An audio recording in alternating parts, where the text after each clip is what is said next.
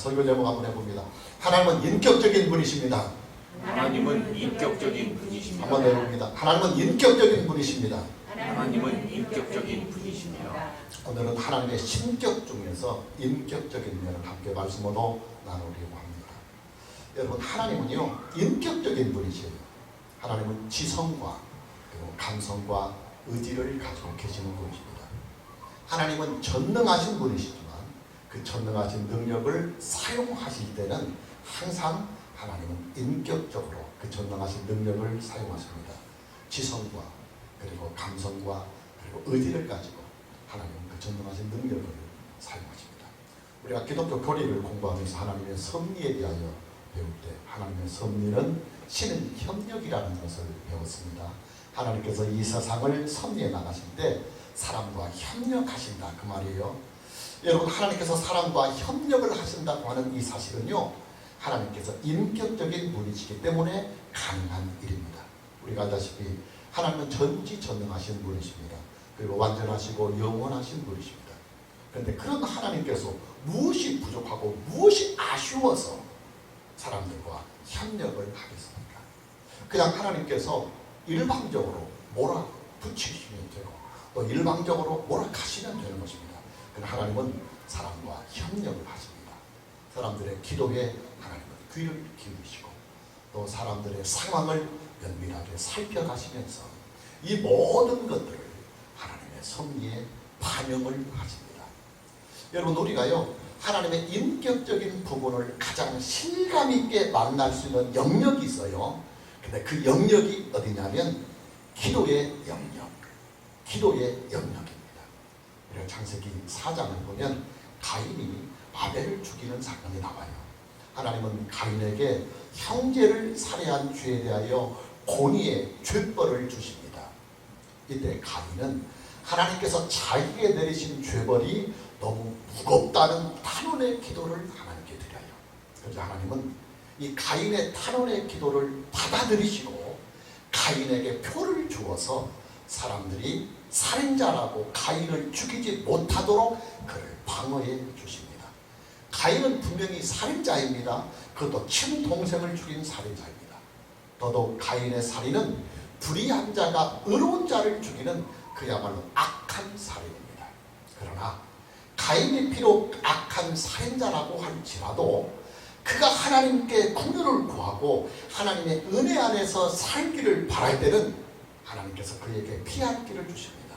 하나님은 가인을 인격적으로 대우하고 계시는 것입니다.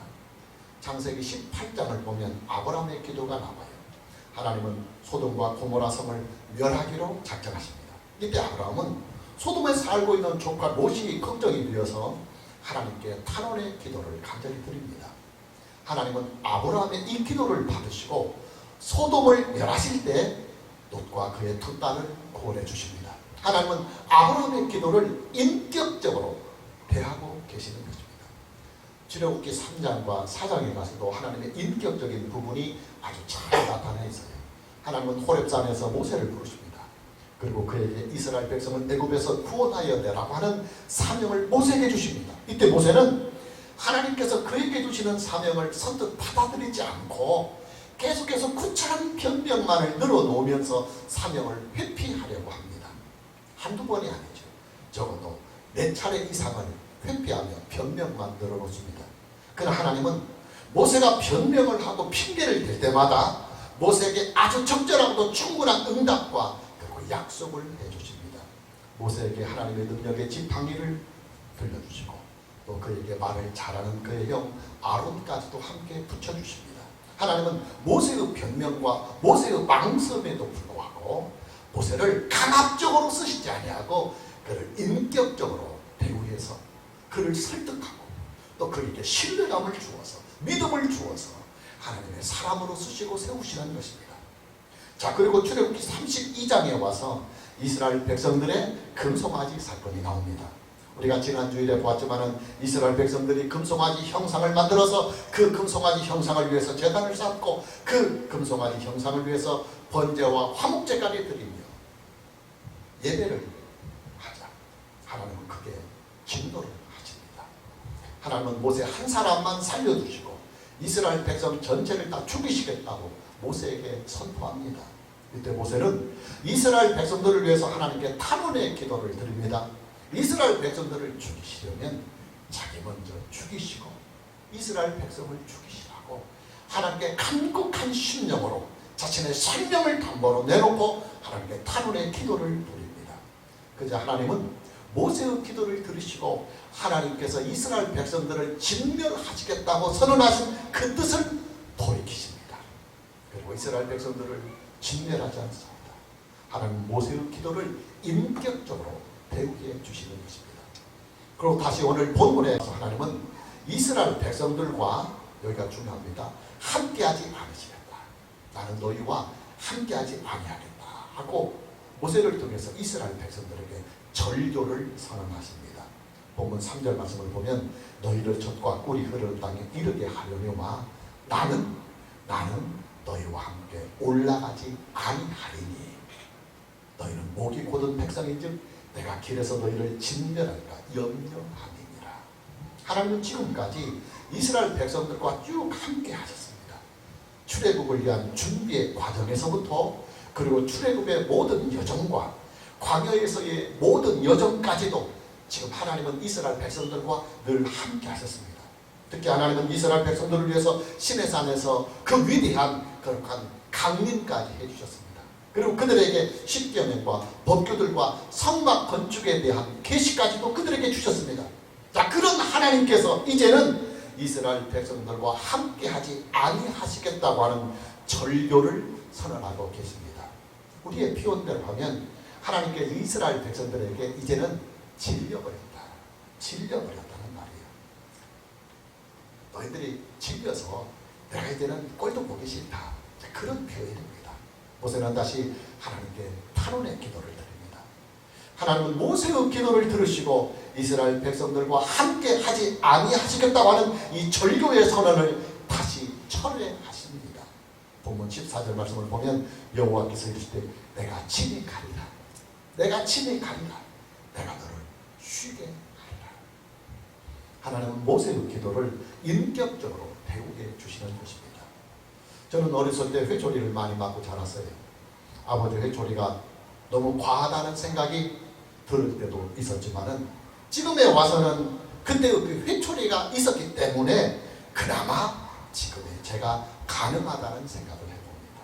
근데 가끔씩 아버지의 회초리가 너무 과하다고 느껴질 때가 있어요.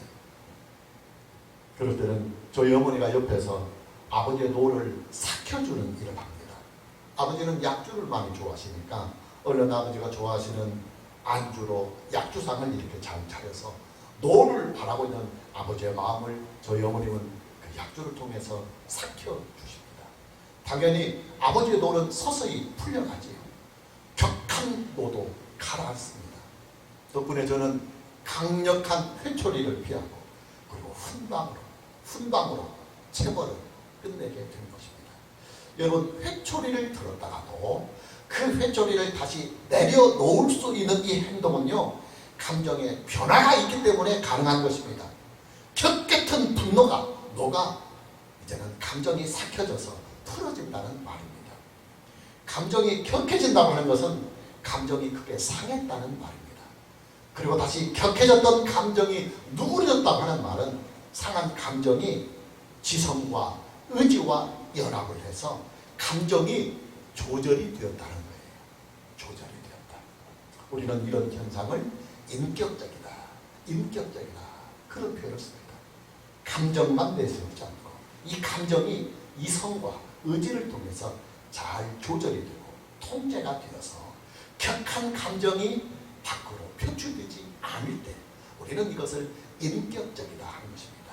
신약성경에서도 기도와 관련해서 하나님의 인격적인 면이 소개되고 있습니다. 누가복음 18장을 보면 불의한 재판장의 비유가 나와요. 어느 도시에 불의한 재판관이 있는데 억울한 일을 당한 한 과부가 그의 불의한 그 어려운 일을 탄원하기 위해서 불의한 재판관을 찾아갑니다.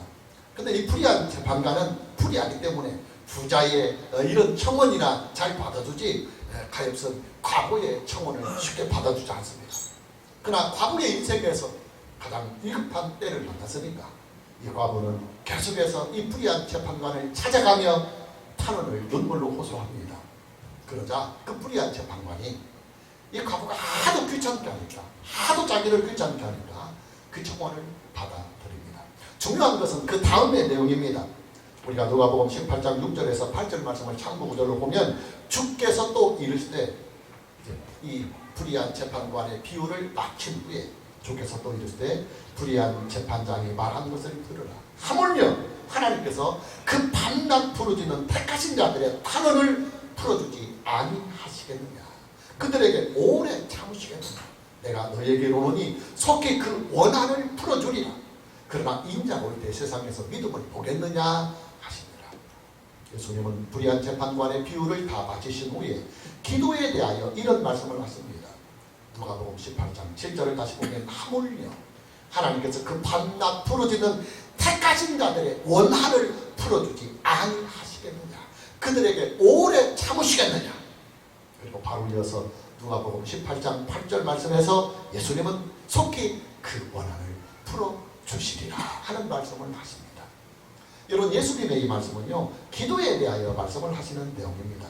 우리에게 어떤 문제가 있을 때 그 문제를 놓고 하나님께 계속해서 탄원의 기도를 드리면 하나님은 인격적인 분이신지라 그리의 탄원의 기도에 감동을 받고 마음이 움직이셔서 우리의 기도를 들어주신다 그 말이에요. 하나님은 인격적인 분이십니다. 하나님은 지성과 그리고 감성과 의지를 가지고 계신 분이십니다. 그러기에 우리가 어떤 문제를 놓고 하나님께 계속해서 기도를 하면 하나님의 감정에 울림이 옵니다. 그리고 하나님은 그 감정의 울림에 따라 우리의 기도를 들어주시는 것입니다. 제가 경험상으로 볼 때 하나님께서 우리의 기도에 대하여 가장 크게 감정의 울림을 받는 기도가 있어요. 그 기도가 뭐냐면 부모가 자식을 위하여 기도하는 기도입니다. 여러분, 사람은요, 부모가 자식을 위하여 기도할 때가 가장 절박하고도 절실합니다. 그리고 가장 간절합니다. 부모가 자식을 위하여 하나님께 기도할 때 하나님의 감정은 크게 울림이 됩니다. 저는 아들들을 위하여 몇 차례 긴박한 기도를 드린 일이 지금까지 있어요. 가장 긴박한 기도를 했을 때가 뭐냐면 둘째 아들의 군대 문제 때문이었습니다.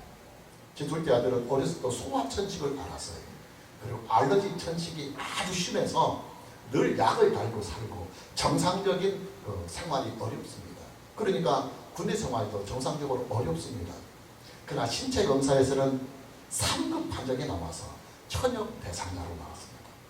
그러나 아버지님 제 입장에 볼 때 아들이 현역 복무를 하기에는 너무나 고통스러운 일이고 그리고 위험한 일이라고 판단을 했기 때문에 하나님께 간절히 기도했습니다. 재신까지 했지만 재신까지도 3급 판정이 나왔어요. 그러나 제 입장에서 볼 때는, 부모의 입장에서 볼 때는 이게 군대 가는 게, 현역 복무하는 게 아들에게 죽이기 했어요. 그래서 하나님께 기도하며 마지막으로 서울대 병원에 가서 정밀 검사를 다시 받고 그 정밀 검사가 나온 진단서에 따라서 최종적인 신체 검사를 다시 받았습니다. 결과는 4급 받았습니다. 그래서 이제 공익 근무를 마친 것이죠. 여러분, 하나님은요, 아버지가 아들을 위하여 기도하는 눈물의 기도에 대하여 아버지로서의 공감된 감정을 가지십니다. 아버지가 자식을 위하여 기도할 때 하나님 아버지의 마음은 아버지로서의 똑같은 그 감정을 가지시고 우리의 기도를 들으셔요.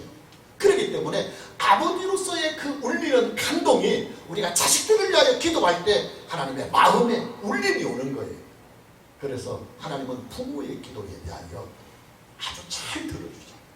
그리고 부모의 기도가, 자식을 위한 부모의 기도가 하나님께 참 응답이 됩니다. 여러분, 자식들을 위해서 기도하십시오. 부모가 자식을 위하여 기도하는 그 기도는 이 세상에서 하나님의 감정에 가장 큰 울림을 줄 수 있는 가장 강력한 기도입니다. 하나님께서 인격적인 분이라는 증거가 오늘 본문 말씀에 아주 리얼하게 잘 나타나 있어요.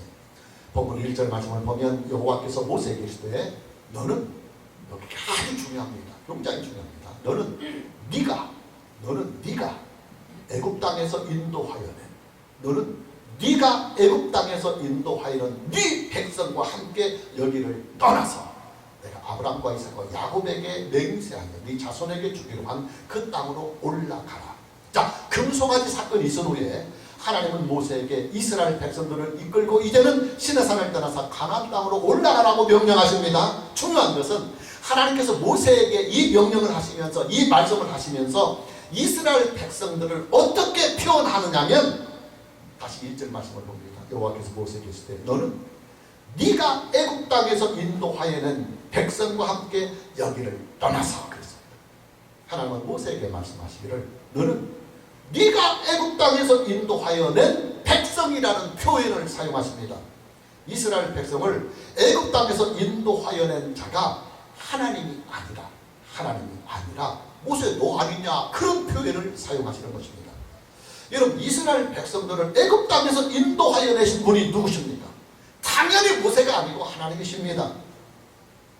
우리가 출애굽기 20장 2절 말씀을 참고 구절로 보면 하나님은 이스라엘 백성들에게 십계명을 주시면서 나는 너에게 십계명을 줄 수 있는 권한이 있다, 자격이 있다는 말씀을 출애굽기 20장 2절 말씀에서 이렇게 하십니다. 나는 너를 애굽 땅 종 되었던 집에서 인도하여 낸 네 하나님 여호와니라.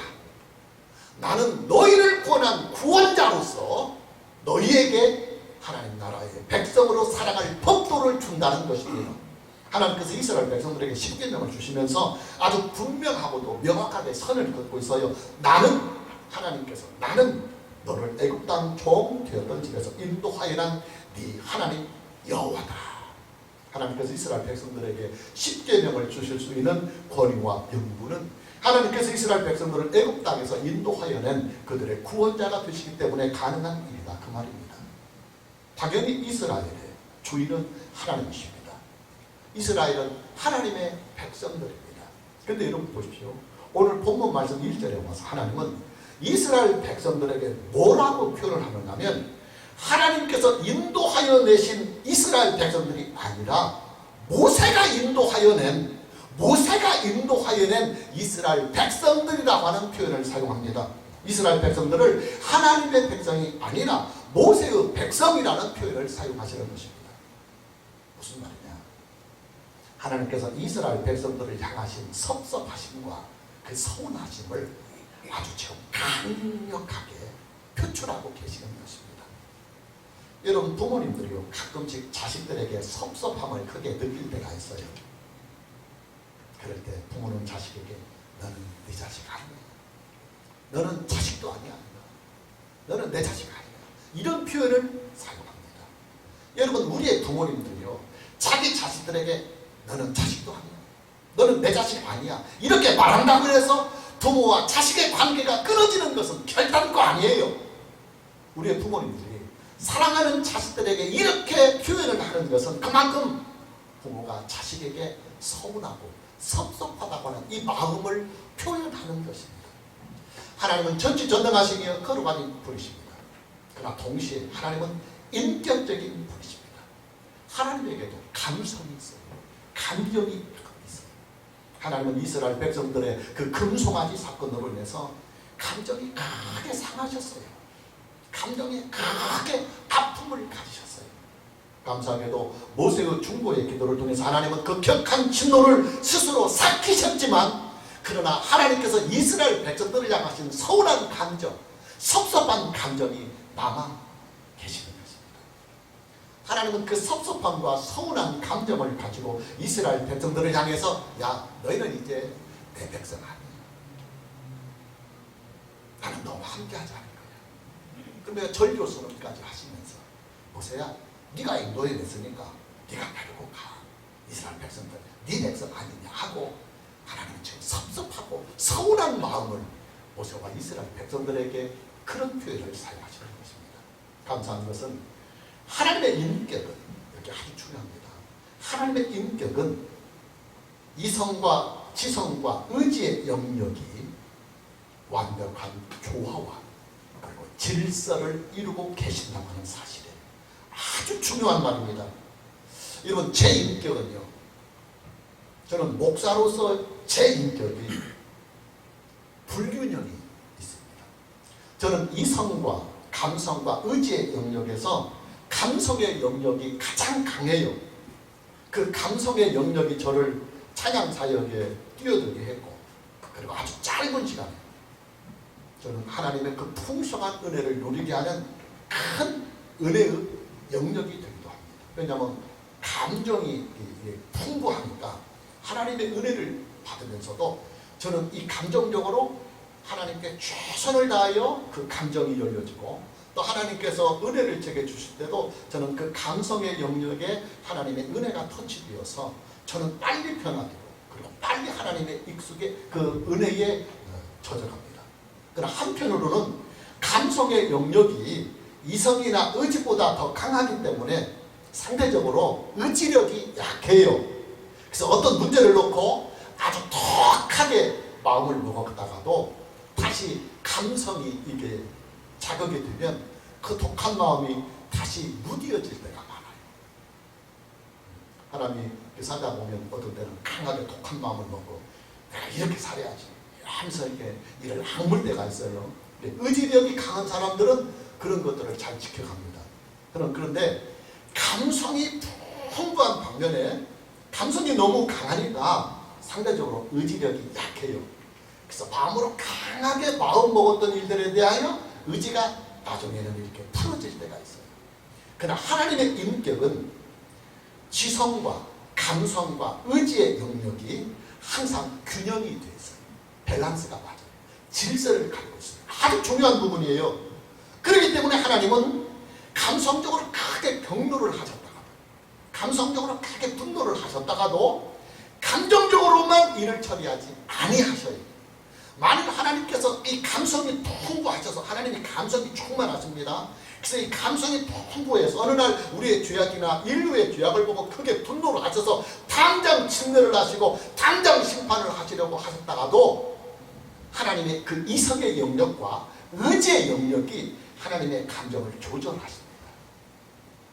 그래서 하나님은 그 감정의 분노와 감정의 상함도 이성과 의지의 질서와 균형을 맞춰가면서 하나님은 감성의 영역을 나타내시는 것입니다. 하나님께서 소유하고 계시는 인격의 균형을 우리는 본문의 말씀을 통해서 충분히 만나볼 수가 있습니다. 자, 하나님은 이스라엘 백성들에게 나는 너희와 함께 올라가지 아니하겠다고 하는 절교선언까지 하십니다. 여러분, 사람들끼리도요, 서로 감정이 상하면 이런 말을 해요. 야, 너 꼴도 보기 싫어. 다시는 내 앞에 나타나지 마. 나도 다시는 너를 보지 않겠다. 네가 동으로 가면 나는 서로 가겠다. 이런 표현을 써요. 그러다가도, 그래서 내 감정이 격해질 때의 일이고, 다시 며칠이 지나서 감정이 풀어지면 좀 심했다 싶으죠. 그럼 상대방에게 전화를 합니다. 야, 그때는 내가 심했다. 미안하다. 우리 한번 만나서 화도 풀자. 우리 밥 함께 하든지 아니면 차라도 함께 하자. 이렇게 합니다. 자, 하나님께서 이스라엘 백성들에게 절교 선언을 하시면서도 다른 한편으로는 이스라엘 백성들을 걱정하고 계셔요. 말씀은 절교 선언을 하십니다. 내가 너희와 함께 올라가지 않겠다. 함께하지 않겠다. 이제는 너희들 꼴도 되기 싫다. 그러나 하나님은 말씀은 그렇게 하시면서도 마음은 여전히 이스라엘 백성들을 사랑하고 계십니다.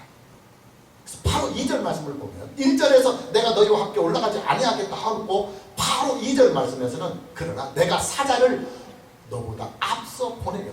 내가 사자를 너보다 앞서 보내려. 가나안 사람과 아모리 사람과 헷 사람과 브리스 사람과 휘 사람과 여부스 사람을 쫓아내겠다. 이스라엘 백성들에게 절교 선언을 하시면서도 마음으로는 야, 그러나 내가 사자를 먼저 너희들보다 보내서 너희들이 정복해야 할 그 가나안 땅의 원주민들을 다 쫓아내주겠다. 하나님은 이스라엘 백성들이 싸워야 하는 가나안의 이 정복 전쟁에 하나님의 사자를 그들보다 앞서 보내주셔서 이스라엘 백성들이 싸워야 할 모든 적들을 다 쫓아내 주시겠다고 하시는 약속을 하십니다. 여러분, 지금 이게 무슨 상황입니까? 하나님께서요, 말씀은 이스라엘에게 절교를 선언하고 계시지만 마음으로는 여전히 이스라엘을 사랑하고 계시며 또 동시에 이스라엘 백성들이 무사히 가나안 땅을 정복할 수 있도록 선봉에 하나님께서 쓰셔서 이스라엘 백성들을 도와주시겠다고 하시는 것입니다. 무슨 말이냐? 하나님의 경로한 이 감정의 영역이 이스라엘 백성들의 금송아지 사건으로 인하여 크게 상하신 하나님의 이 감정의 영역이 하나님의 지성의 영역과 의지의 영역에 의해서 하나님 그 스스로 그 격한 감정을 풀고 계시고 그 격한 감정을 하나님 스스로의 이성과 의지력을 통해서 지금 누구려드리고 계신다 그 말이에요. 하나님의 인격적인 부분, 하나님의 그 인격적인 부분, 오늘 본문의 말씀에서 아주 리얼하게 나오고 있습니다. 다시 보면 5절 말씀을 봅니다.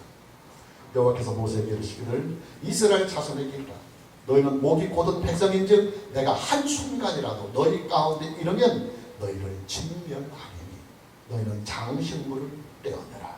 그리하면 내가 너희에게 어떻게 할 것인지 정하겠노라. 하나님께서 이스라엘 백성들에게 너희는 장식물을 떼어내라고 말씀하십니다. 그리하면 너희가 다 몸에서 장식물을 떼어내면 내가 너희에게 어떻게 할 것인지, 절교를 할 것인지 아니면 너희와 함께 할 것인지 정하겠다. 하나님의 감정이 이제 정식 누구로 들어갈 것입니다. 이스라엘과 절교 선언을 하시면서까지도 하나님은 다른 한편으로는 이스라엘과 화해를 또다시 모색하고 있는 것입니다. 말로는 절교 선언이지만 마음으로는 또다시 화해를 모색하고 있고 그리고 화해의 길까지 열어주고 계시는 것입니다. 여러분, 아버지가 자식을 징계하거나 회초리를 들은 일은요 단순히 감정만의 영역은 아니에요. 자식을 다듬어가고 그리고 자식을 세우기 위한 고육직책입니다. 하나님께서 이스라엘 백성들에게 절교를 선언하시는 이 배경에는 하나님의 상한 마음, 상한 감정이 담겨져 있습니다. 그러나 하나님께서 이스라엘 백성들에게 절교를 선언하시는 이 배경에는 단순히 하나님의 감성의 영역만, 감정만 들어있는 것이 아닙니다. 뭔가 더 숨겨져 있습니다. 그 숨겨져 있는 것이 뭐냐면 하나님께서는 말씀은 그렇게 하시지만 그 말씀을 통해서 상한 감정을 푸시고 이스라엘 백성들과 다시 화목하고자 하시는 하나님의 사랑이 이 말 속에 숨겨져 있습니다. 하나님은 이스라엘 백성들과의 화목을 위해서 화목의 길을 다시 열어주십니다. 그 화목의 길이 뭐냐면 이스라엘 백성들이 몸에 지니고 있는 모든 장신구를 다 떼어내는 일입니다. 5절 말씀을 다시 보면 여호와께서 모세에게 이르시기를 이스라엘 자손에게 이르라 너희는 목이 곧은 백성인즉 내가 한순간이라도 너희 가운데 이르면 너희를 진멸하리니 너희는 장신구를 떼어내라. 너희는 장신구를 떼어내라. 그리하면 내가 너희에게 어떻게 할 것인지를 정하겠다. 여러분, 이스라엘 백성들이 몸에 치장을 하고 있는 이 많은 장신구들은요 대부분 다 우상을 숭배하는 형상들이 새겨져 있는 것들입니다. 이스라엘 백성들은 이 장신구들을 아론에게 줬고 아론은 이 장신구를 녹여서 금송아지 형상을 만들었던 거예요. 그래서 이스라엘 백성들이 차고 있는 모든 장신구들은 다 우상 숭배와 연관이 있는 것입니다. 하나님은 이스라엘 백성들의 우상 숭배의 발단이 되고 있는 이 장신구들을 그들의 몸에서 다 떼어 없애라고 하십니다. 그리하면 하나님과 이스라엘 백성들이 다시 화해할 수 있는 길을 열어주시겠다고 하십니다. 여러분, 우리가 언뜻 보면요 하나님은 변덕스러운 분이 아니신가 그렇게 느껴집니다. 그래서 성경을 단순히 문학 작품으로만 보고 있는 사람들은 실제로 이런 부분들을 만나요. 하나님께서 이렇게 정하셨다가 또 뜻을 돌이키시고 이렇게 하시겠다고 하시고 다시 또 뜻을 들어주니까 그들은 하나님은 변덕쟁이라고 그렇게 말하기도 합니다. 그러나 여러분, 이 일은요 하나님의 변덕이 아닙니다. 하나님의 사랑입니다. 할렐루야. 서두에서도 말씀을 드렸지만 저는 중학생까지 회초리를 맞았어요. 저는 중2 때가 가장 사춘기가 파도가 이렇게 컸을 때인데 상당히 심하게 사춘기가 왔어요. 저는 팔남매요 장남이었고 그리고 팔남매 중에서 공부 제일 잘했습니다. 아버지의 기대가 클 수밖에 없죠. 왜냐하면 그 팔남매, 많은 팔남매 중에서 제가 장남이고 그래도 공부를 잘했어요. 그런데 기대가 크면 실망도 그런 겁니다. 실망이 크면 그만큼 회초리가 이제 많은 거죠. 그래서 저는 다른 사람들보다 회초리를 참 많이 맞았습니다. 저희 아버지는 회초리를 대실 때 저에게 회초리를 가져오라고 그러셔요. 회초리를 준비해서 때리는 게 아니고, 야, 네가 네 맞은 회초리 꺾어와, 그렇게 하십니다. 처음에는 저도 가는 회초리 한 두어 대 맞으면 끊어질 만한 거 이렇게 끊어오죠. 근데 어떤 때는 이것은 맞을 상황이 아닌데, 제 생각에 이것은 맞을 상황이 아닌데 아버지께서 너무 과하게 나를 대하신다고 생각할 때, 그때는 저도 이제 오기가 발동을 하는 거죠. 그래서 이제 제 아버지가 휘초리를 끊으러 올 때 짧고 이렇게 낡은 것이 아니고 몽둥이를 끊습니다. 그리고 몽둥이도 다듬지도 않아요. 다듬지도 않고 막 가시 붙고 막 우둘퉁퉁 해갖고 막 한 대 맞으면 뭐냐 살갗 다 찢어져 나갈 그런 몽둥이를 갖고 합니다. 근데요, 제가 그 몽둥이를 갖고 할 때는 차라리 막 죽어버리자. 그럼 막 오기가 이제 발동하는 거죠. 근데 어떤 때는 제가 가지고 있는 회초리를 가지고 아버지는 제게 매를 때리지만 제가 오기가 발동해서 그런 막 이따만한 몽둥이를 가지고 가면요, 한참 저를 쳐다봐요. 한참 저를 쳐다봐요. 그리고 한숨을 깊게 여러 번 내쉽니다. 그리고 조용히 방에서 나가요. 그리고 회초리를 대잖아요. 아버지 마음에 이런 오기가 발동했다 생각이 든 거죠. 아버지도. 이런 때는 회초리를 대는 것이 역효과다. 이런 때는 그냥 지 스스로 오기를 풀고 제가 잘못했던 것을 스스로 반성하도록 기회를 주는 것이 오히려 낫겠다고 판단이 되면 아버지는 그때는 회초리를 오히려 대지 아니하고 조용히 한숨을 몇 번 깊게 들으시고 나갔습니다. 그리고 다시는 제게 그 일로 인해서 꾸지람을 주지 않습니다. 여러분, 아버지의 그런 행동, 저를 매를 크게 대시겠다고 격려하시면서 매 끊어와 했지만 제게 회초리를 대지 아니하고 그냥 돌아가시는 그 아버지의 마음은 이게 변덕스럽기 때문에 그런 것이 아니에요. 아버지의 사랑입니다. 아버지의 사랑. 여러분, 하나님께서 이스라엘 백성들에게 절교 선언을 하셨음에도 불구하고 다시 화해의 길을 주시는 이 일은 하나님의 변덕이 아니에요. 하나님의 사랑입니다. 하나님의 사랑입니다.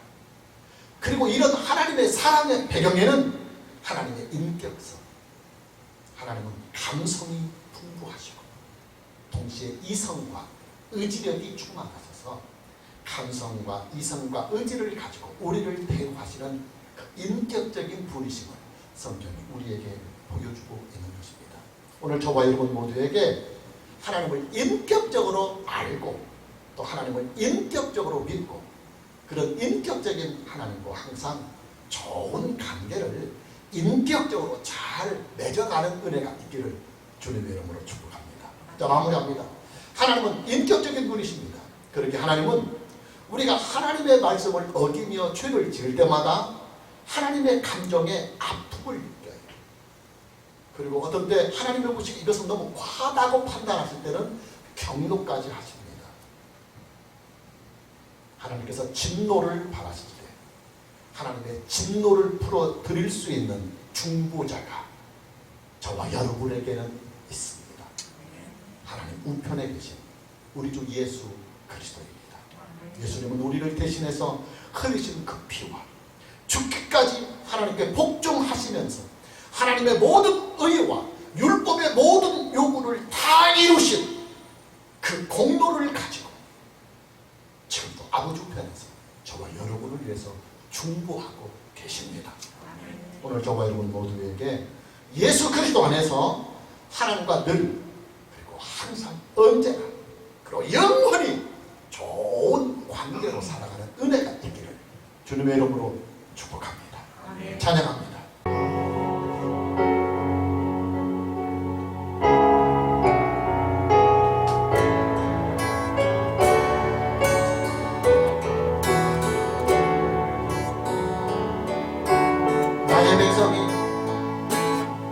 땅의 백성을